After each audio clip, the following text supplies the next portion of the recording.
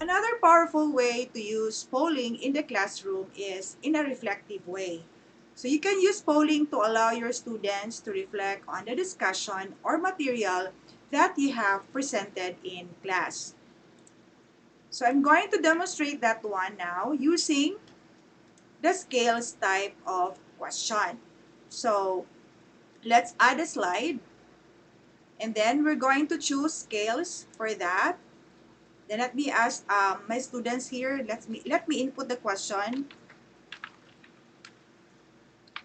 What do you think of today's session? Then we could let I could let my student this include only I will only include 3 choices. So I'll have here understood the material. Then another one would be I was well prepared for the session. And then the material was relevant to me.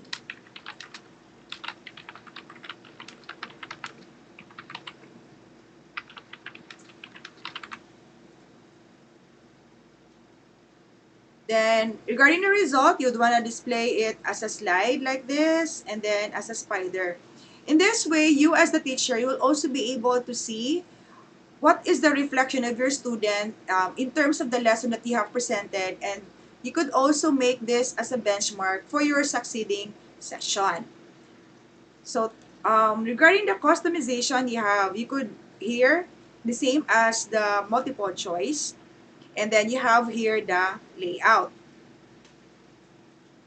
Of course, you could add an image to make this more aesthetically nice. And let me show you how it's done. So we're going to present it now.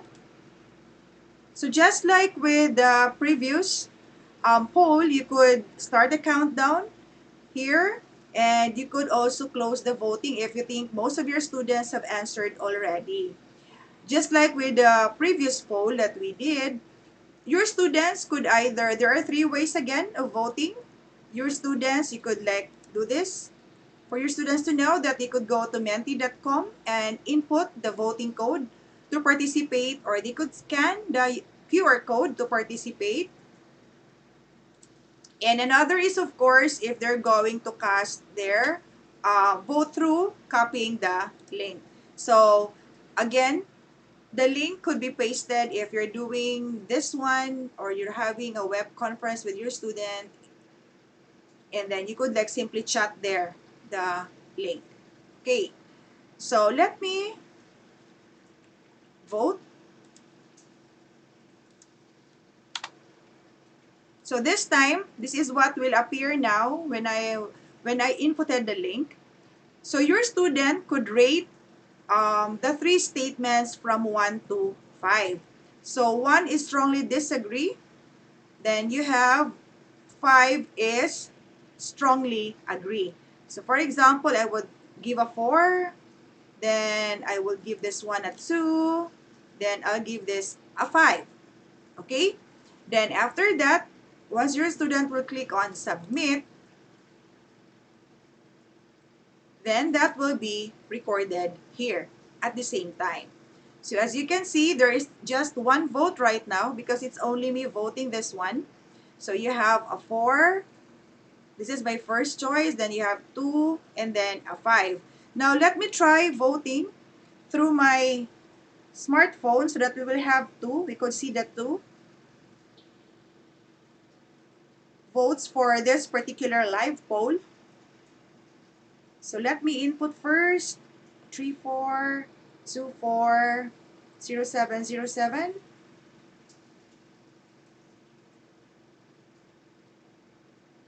Okay, so I'm going to input now my Rating for understood the material is 2 using my smartphone. I have a 5 for I was prepared for the session, and a 3 for the third statement. Then I'm gonna click submit. As you can see, there are 2 votes now. The second one is coming from my smartphone.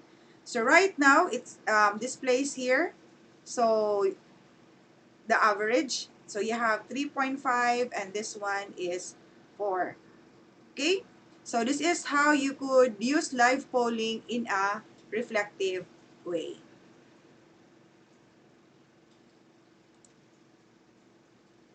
Okay, now we are having 3 slides right now. But of course, we only need this one, the voting instructions for this particular slide and this particular slide. So you might be wondering how we could possibly remove this instruction. All you have to do is go to customize and then click on hide instruction bar. So as you can see, it's not already included here, but still included in the other 2 slides. Okay? Then after that, you could add another. So again, if you would want to add another slide, you just have to click on this one, the add slide, and there you could add, select if it's a question type or a quiz competition. Now, if you would want to know, because when we had this live poll and the other one, of course, we don't know who was voting for it. So you could also make use of live poll to get the name of your student. Because when they casted their votes for this one and the second, this other slide, we don't know their names, right? Because Pentimeter doesn't assign voting ID. So like your audience or your students could participate right away just with the use of the voting code. So while you are doing your live presentation and you would somehow would want to check their attendance, you could simply add a slide and then you could we have to reset first. I will not download it yet, but I just do reset. Okay.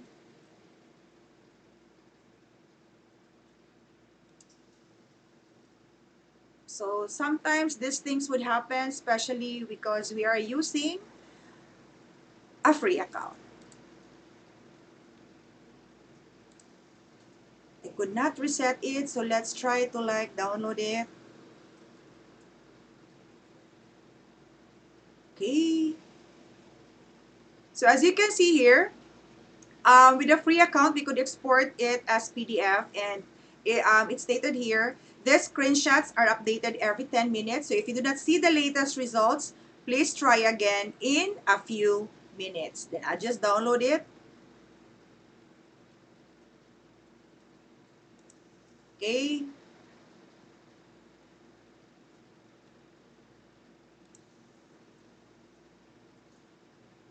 Then let me go back here. Now I could reset it. Okay, so let me add a slide. So this is one way for you to be able to get the attendance of your student after the session. Now, as you can see, I have a warning here. You have reached the maximum number of questions per Mentimeter. So per presentation, with a free account, you're only allowed to add 2. Okay? So what I will do now for me to be able to present to you how you could make use of an open-ended question to somehow get the names of your student after the session. This is how you have to do it. So you just have to like delete one of the slides. So for example, let me delete this one. So how to delete? You just have to right click on it and then click on delete. Then that's why then click delete. That's why if you would want to keep track of the results, please do download the PDF format of the result right after your students casted their votes. So I'm going to add a slide now. As you can see, I am now allowed to add another question type. So here, with the open-ended, you could make use of this one to get the attendance of your student. So you would simply say here, what is your name? Then you have here, indicate your complete name for attendance purposes. For attendance purposes.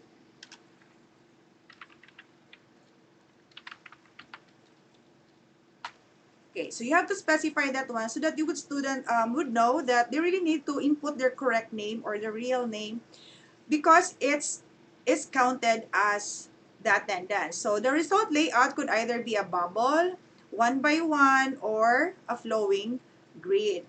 Okay, so let's have it as a bubble.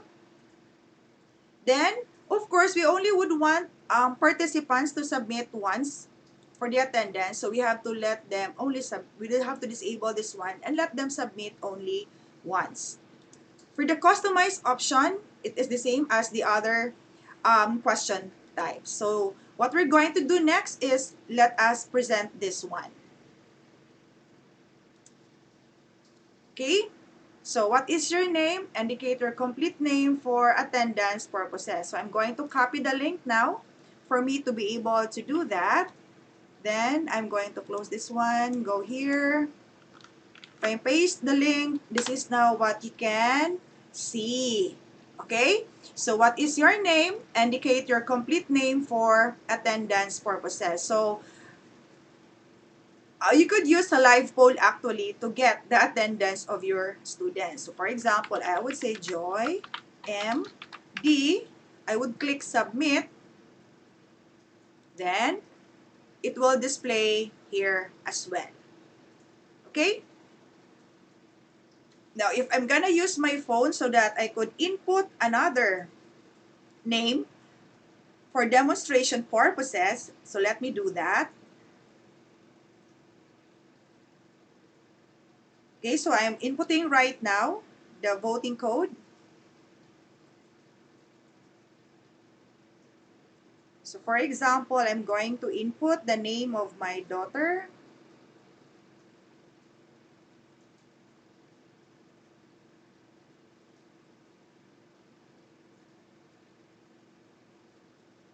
I've clicked submit, and as you can see, this one appeared now. So I made use of this one here, the link through the browser for me to input my name, and this one, the name of my daughter, appeared here using my smartphone.